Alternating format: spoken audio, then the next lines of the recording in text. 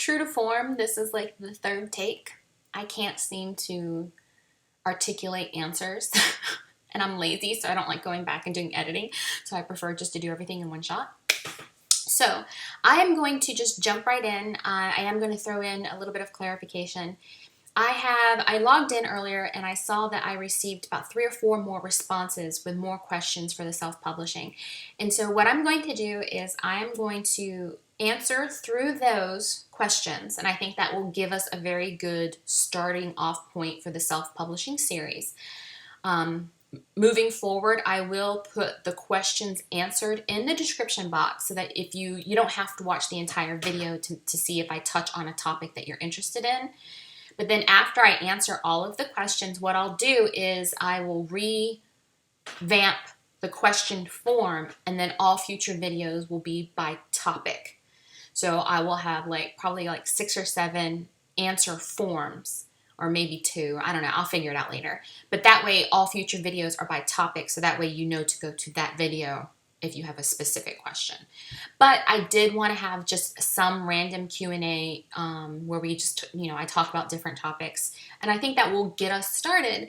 But after that, I definitely don't want it to be hard to find information. So that would kind of defeat the purpose of this being like a helpful video.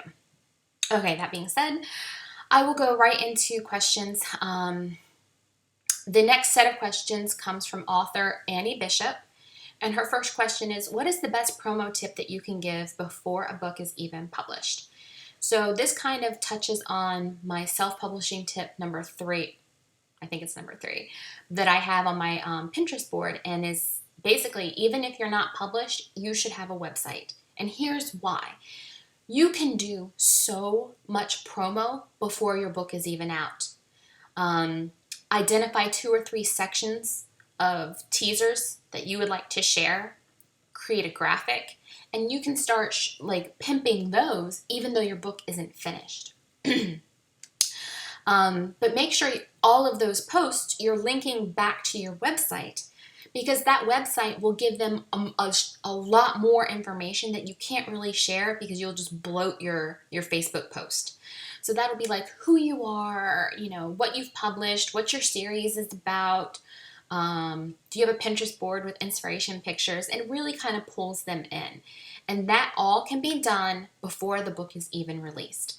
So I think one of the things that really generates a lot of interest for me before the book is out are definitely the teasers that I share of scenes from the book.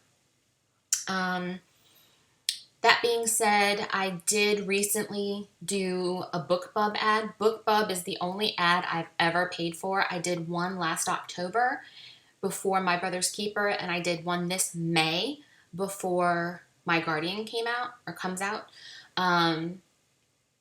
The thing with BookBub is you can't do the same book month after month, and the only book I have ever marked down has been My Commander, so you have to do them 6 months apart.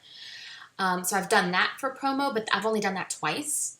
But mostly it's been the teaser graphics on Facebook and social media, and also doing different kind of author takeover events for other authors, for bloggers. I will sometimes randomly just throw together a quick event party. I think we did that at one of the blog events kind of fell through, and so we had a lot of people interested, so my PA just quickly put up an event.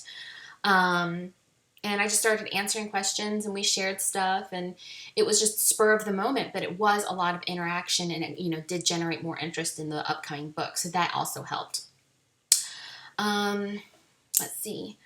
Question number 2. What should we do to engage more readers in promoting or even reading our work? This is going to sound like such a cop-out answer, but you would be surprised at the amount of help that you will receive when you ask for it. I know that when I, was putting together my street team, I just put it on Facebook. Hey guys, anybody's interested? I'm putting together a street team, and I had a lot of responses. And then of course the team has been built from that. I'm not saying that you have to have a street team, but if you just ask for help, a lot of people will be like, hey, I can help. I really like your books. Or, they, after you've shared some of your teasers or your blurbs and you have generated interest, then people can be like, hey, I am interested in that book coming out. What can I do to help share? So, one of the things that I've learned in the past year from going from book 1 to book 5 is that very rarely have I asked for help in the industry, and that's with the readers as well, and I have not received it. So, I remember, asking other authors for advice. I remember sending people emails going, hey, what should I expect for this? Or how does this work? And so don't be afraid to reach out to other indie authors or even established authors and say, hey, are you interested in doing an author takeover? And when they show up to one of your events, they bring some of their readers. And so that's another way to kind of build your readership and to generate interest in your book. And the other thing is to engage readers on social media. Just be yourself and, post more on Facebook than purchase links. God, what did I share the other time? Like a month ago? I just posted pictures of my failed cookie attempt in the microwave. Just show that you're a real person. And I think that as a reader, if they feel like they know you as a person and they're vested in you, they're more apt to kind of like help you promote and to purchase your books. So I will be the first one to act like a super dork on social media. There are 2 things that you will never see me discuss on Facebook, and that is religion and politics. So I would much rather talk about Doctor Who or Supernatural. It's just, I never want to, those are inflammatory topics. And to me, I don't think you need to know my views as an author. If I were a political figure or something like that, yes, I could see where my opinion would matter. But I'm just a normal person like everybody else. And like I said, I would rather take that time, discussing what happened on season 9 of Supernatural or Doctor Who or whatever. I think that would be more fun in the long run anyway. So your last question is, what is the most daunting thing that you've come across when publishing for the first time? I think at the very beginning, it was all the technical stuff. Like, I didn't know if I needed an LLC for publishing. So the business side of it, establishing the LLC, getting an EIN, finding out I didn't need an EIN, and that when I set up myself as a vendor through Amazon and Kobo and all that, they actually used my social security number. So that was like, oh, I didn't need to pay for that.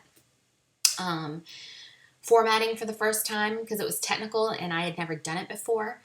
The writing is actually, I hate to say it, the writing is the easy part. And I would say that's even with editing, that's the easy part. The hard part is the business aspect and maintain, because once you self-publish, you are a brand, you are a business.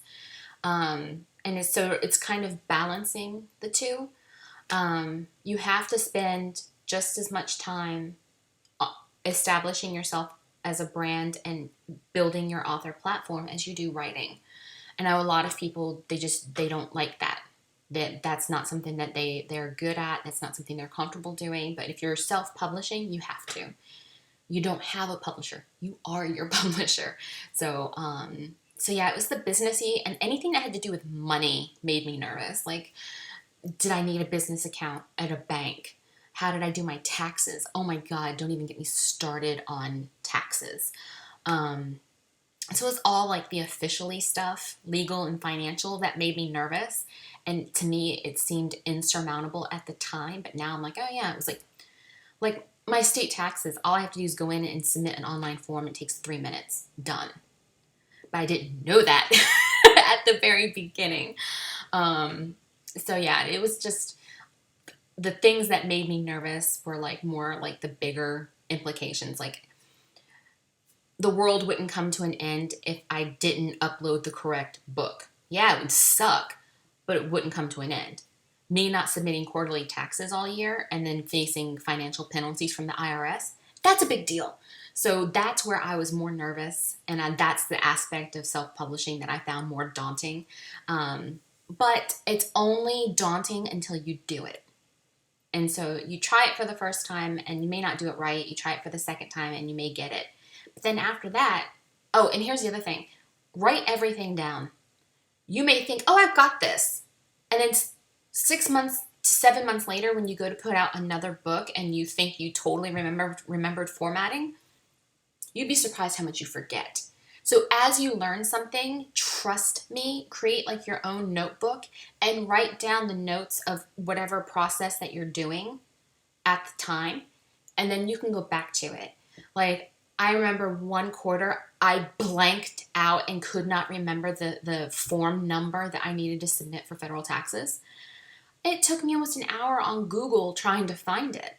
But if I had just made a sheet or a sheet in my notebook about what I did, then I would have remembered it and wouldn't have been an issue.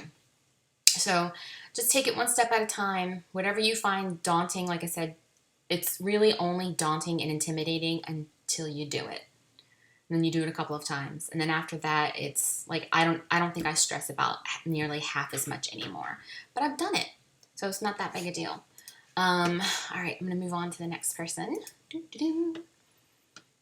Belinda asks, she basically is asking about audiobooks and how far along and what kind of the process is. I was actually offered a contract through ACX, but they wanted me to be tied down for 10 years.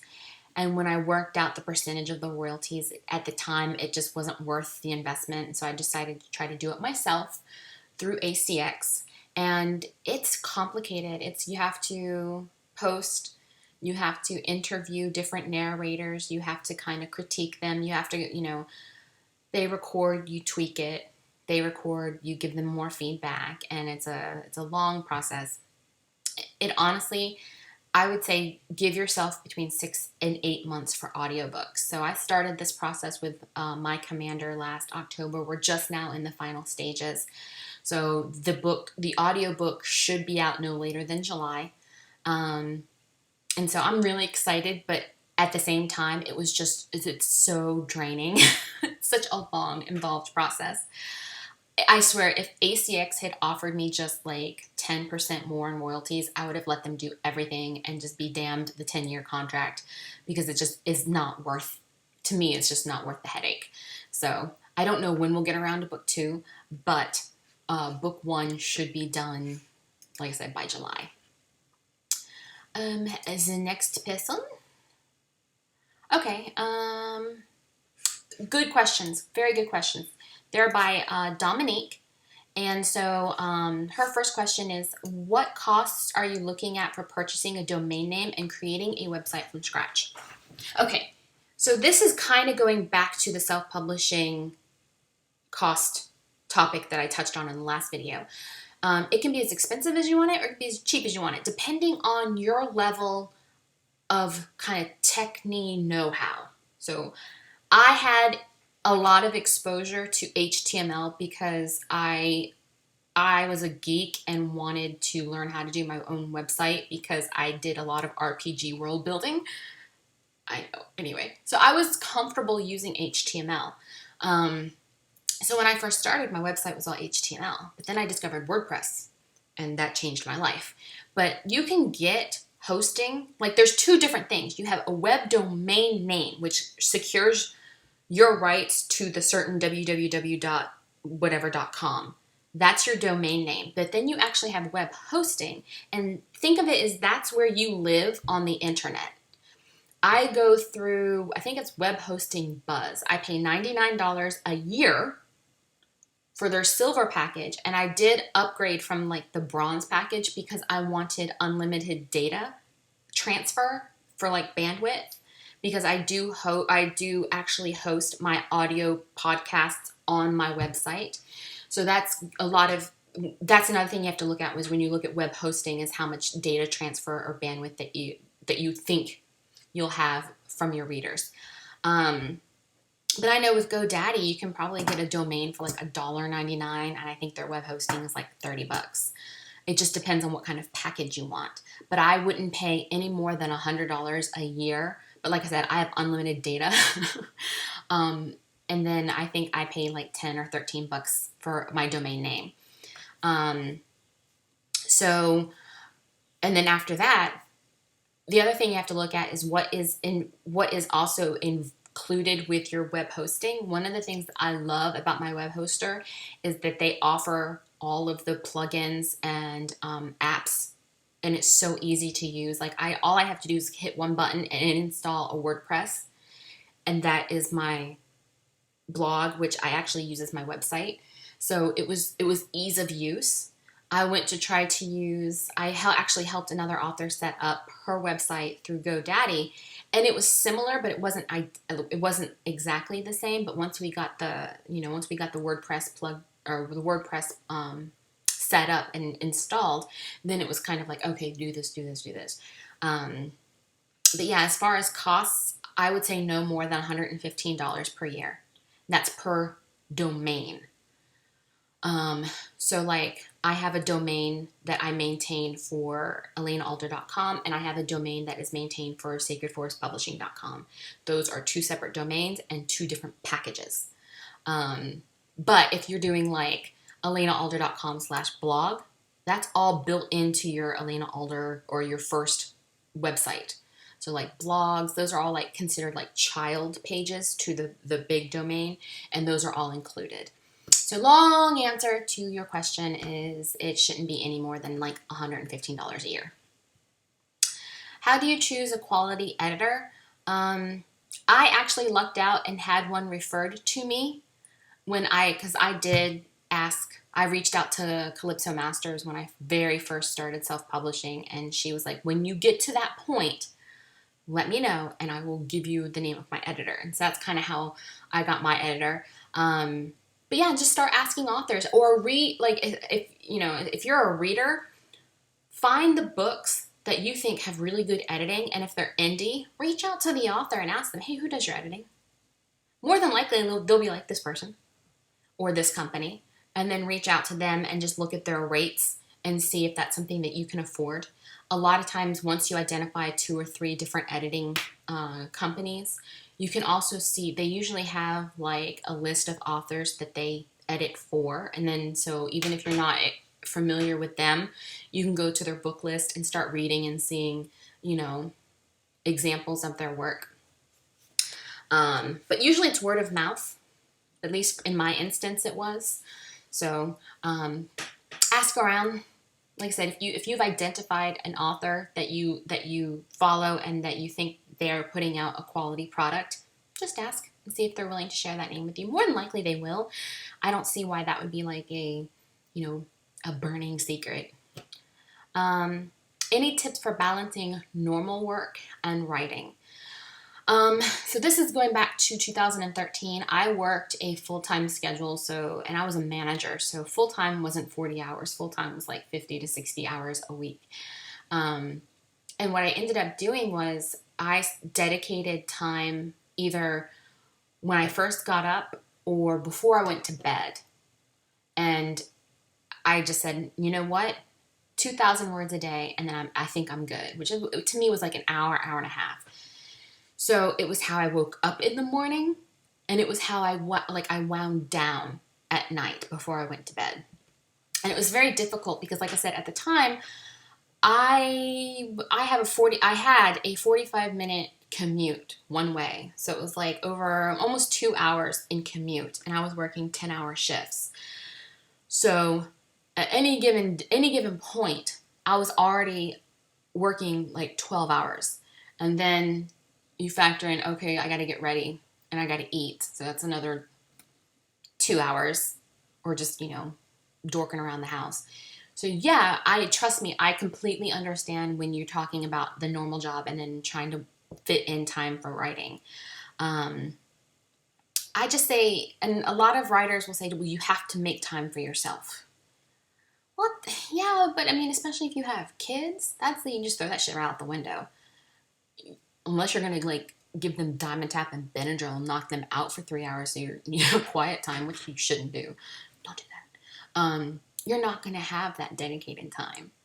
So unless you can work it out with a spouse or a parent, if you have kids, and be like, hey, every Wednesday, can you take them for dinner for 3 hours, and that is your writing time, and you try to get as much word count as you can in during that time.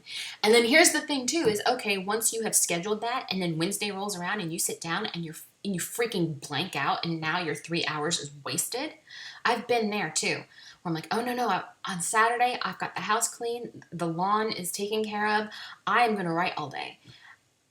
Or you get sick, or you just sit down and nothing happens. So I think there is no right answer. It's just you have to do what's best for you and don't stress. If you go for 2 weeks and you haven't written anything, then honestly, unless you have purposefully made the choice of doing something else, which means you had the opportunity, but you chose to do something else. But if you are busy and you have work and you have family, they do come first. So just do the best you can and trying to get, some time dedicated to you. I think the more regular you do it, the easier it will become. So like I said, I knew that I had quiet time to myself where I could sit down, and that, like I said, that was my routine. I came in after a 12-hour shift and I just sat here, and even if I wasn't typing, I was, I had like a legal pad and I was doing bullet points, this scene, this scene, this scene, this scene, and this scene. So here's another thing is, if you actually can't get to a computer and type your words, spend more time doing your prep work. So like, I'll be doing a video about what I do for prep, but I have, I call them bubble sheets. But basically, it's just a sheet with like 12 bubbles on it, and that's how I track scene to scene to scene to chapter to chapter to chapter. I get those written out. I do bullet points. So that way, when you do have your very precious hour or two, you can jump in and you're not you're not going blank about, oh crap, what should I write about? You will have a list of bullet points. And the other thing is, if like say you're sitting there and you have your bullet points, and you go to type the first one and nothing's there, go to the next one. Even though it's not linear, type what's there. I remember I wrote my very first book, which was Fate Knows Best. I wrote the beginning, and then I wrote the end, and then I kind of Pac-Manned it into the middle because I just didn't have anything in the middle. I knew how the book started, and I knew how the book ended. So when I had the time, I wrote what I was thinking about, and that really did help me get my word count, because I wasn't just sitting there looking at like the curse of the blinking cursor. So I actually was able to utilize the time that I had. So kind of a weird answer, but it's like, it really depends on how your life is and, what you have time for, and, do you have kids? Do you not have kids? Are you working a full-time schedule and going to school? So yeah, it just really depends on what's going on in your life. But I think if you can carve out maybe 2 to 3 hours a week, and you have, like, say you're at your normal job and you're on your 1 hour lunch, get your sheet out and start planning the scenes that you want to write when you have time. So I think the short answer to that long ramble I just did was, if you don't have like dedicated time, take advantage of the time that you do have to prep and, do your outlines and your scenes. So that way, when you do get your hours dedicated to writing, you can make the most of it. Sorry, that was kind of like whoosh, all over the place. Okay, we are at the 23-minute mark, so it's a little bit longer. I want to see what the next question is and see if it'll be a quick answer. Oh, okay, this is kind of a quick answer. This question comes from Jan. And she asks, what is the process of getting and using a pen name? For those of you who don't know, I do use a pen name. Alanea is not my real name. I don't know if you guys are disillusioned or not. But another one of my self-publishing tips is I highly, highly, highly recommend using a pen name, because people are freaking nuts, and there's creepers on the internet, and people, especially if you write any kind of a romance, you never know when somebody's going to be like cracked and think that you're writing about them and you, and they're going to start stalking you. Don't even go there. Don't even risk it. Just pick a name. Pick a name. I will recommend this. It I had Fate Knows Best done, and I was still picking out my pen name. It was submitted to the publisher and everything. I was like, oh crap, I need a name. I will say this. I did choose AA for a reason, because my real name is at the end of the alphabet and I was tired of appearing last everywhere. So for me, I still love the letter A. And you can tell because it's Aiden, Arcadia, Alex. You know, I love A's because they're at the beginning of the alphabet. I don't even want to tell you the anguish that I experienced during graduation. I was like fourth from the last. I had to sit there for like almost an hour and everybody walked. And by the time I walked, everybody was gone. Like everybody just dipped. So I was like, got my thing and just kept going. So yeah, that actually influenced my pen name. Another thing is Google your name that you're thinking about. You can't copyright a name, so don't think that there's legal ramifications to choosing a pen name. There's not. But I know that another author chose a name, and it's a common name. Anything Michaels or anything, it's just like when you Google it, a whole bunch of names come up with that name. And so how is a reader going to identify you in that list? So I did choose something a little different. A lot of authors like to do just the initials, which kind of sets them apart. So yeah, it just depends on what you want out of it.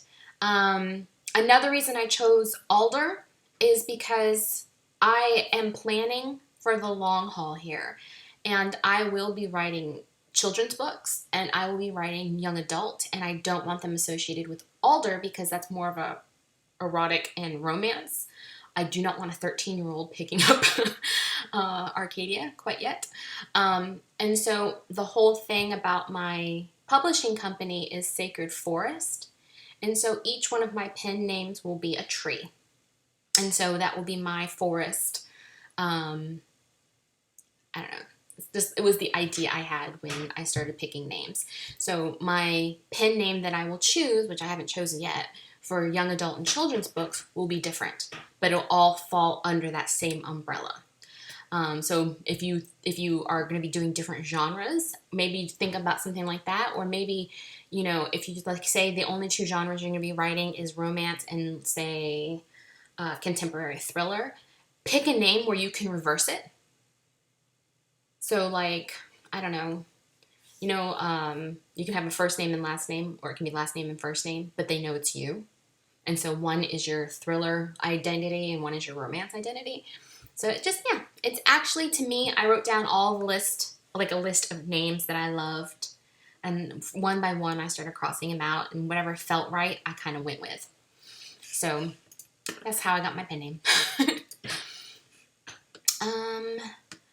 Okay, so this person asked a lot of questions, so we might actually skip this to go to the next one because we're just about almost at the 30-minute mark, and I don't want these to go much longer. Okay, so Rachel Truman she asked the same question as Annie did about how do you promote your books, and just kind of reiterate, I am active on social media, and I do rely on word of mouth from my readers to kind of promote my books, and just being engaging with them on social media. So I think that really does help. What independent publishers do you use? I do self-publish, so I have my own publishing company, and I publish under that. I started off with Siren, but per my Arcadia update, I don't really go through them anymore. I just don't feel like what they're providing as far as formatting, editing, and book covers warrants them taking such a big portion of the royalties.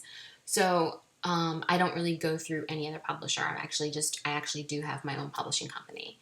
And then the last question is, how long have you been writing? Professionally, a year.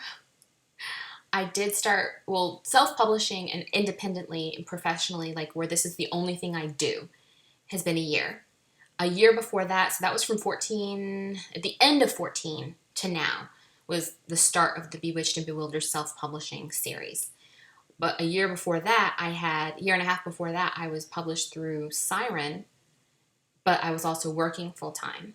And then prior to that, it was just for fun. I've been writing short stories and blurbs and scenes. God, as far back as I can remember, I've always done it.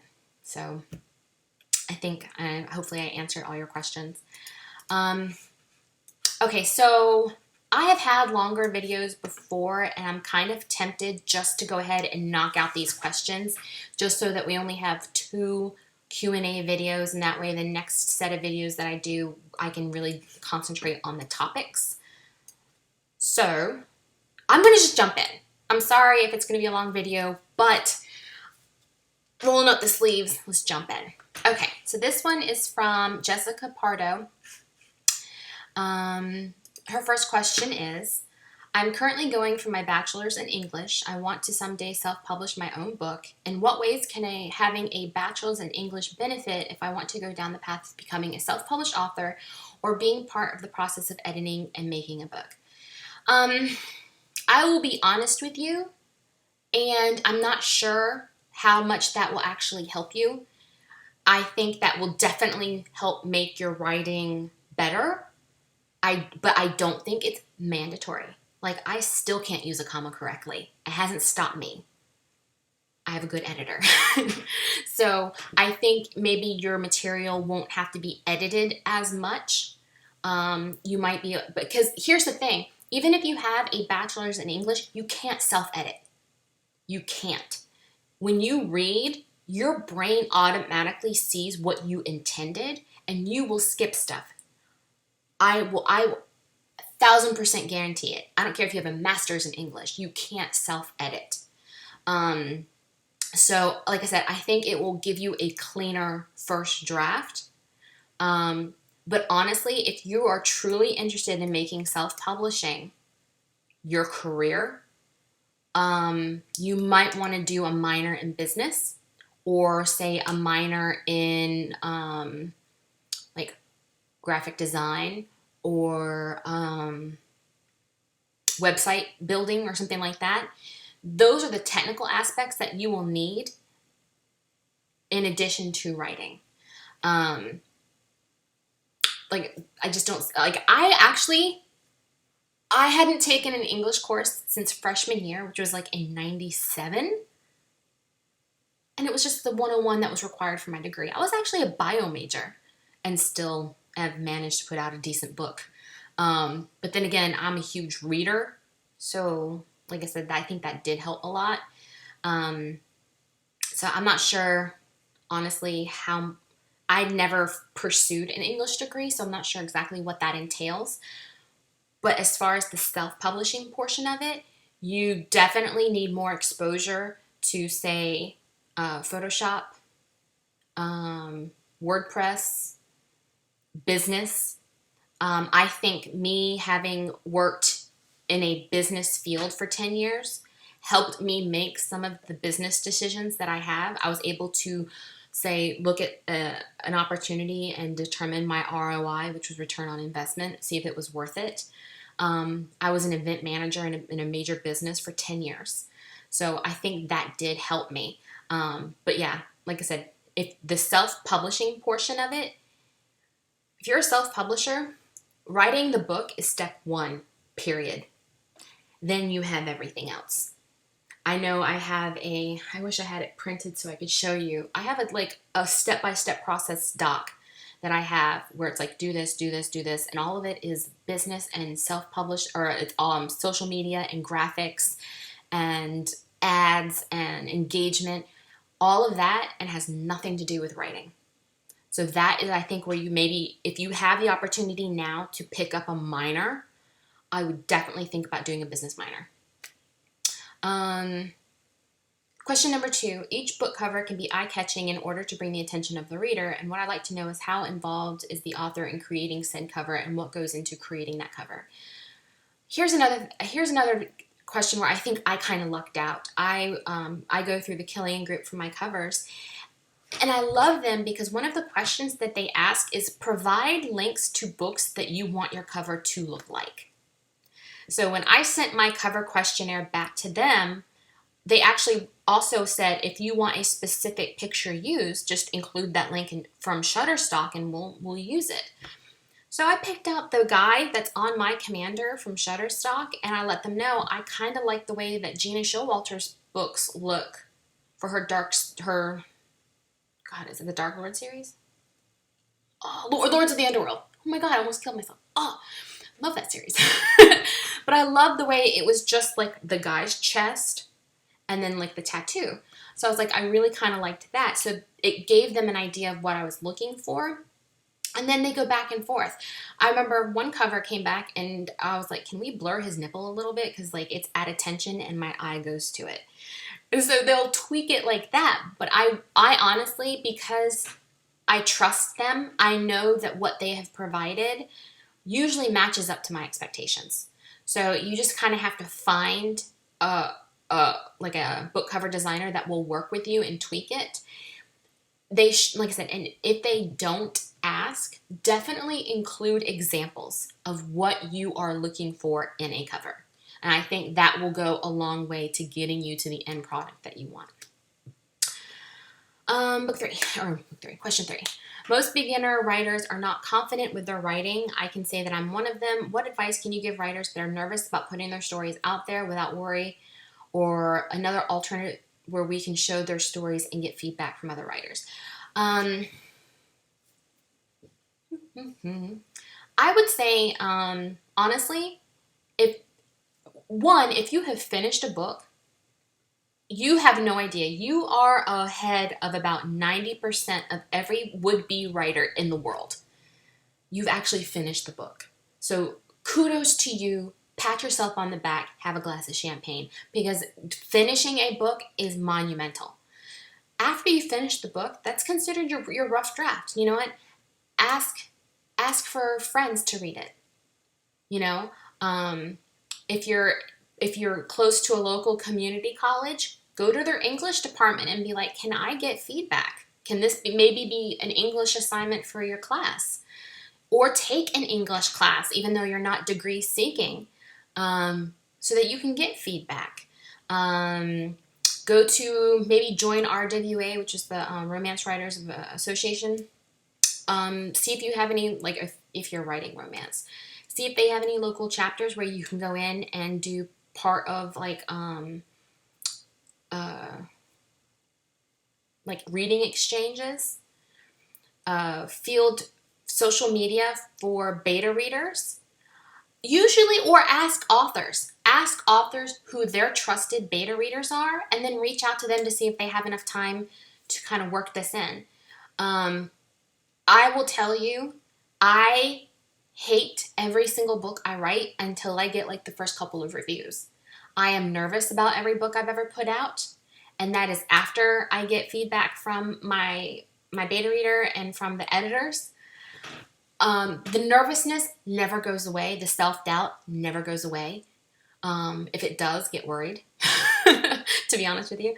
But yeah, there are definitely ways to get feedback about what you've written, and it's nerve-wracking when you hand over the manuscript because you're opening yourself up because you've chosen every single word in that book for a reason, and so any kind of feedback feels like little needles, and you're just like, oh no, don't stop, you know.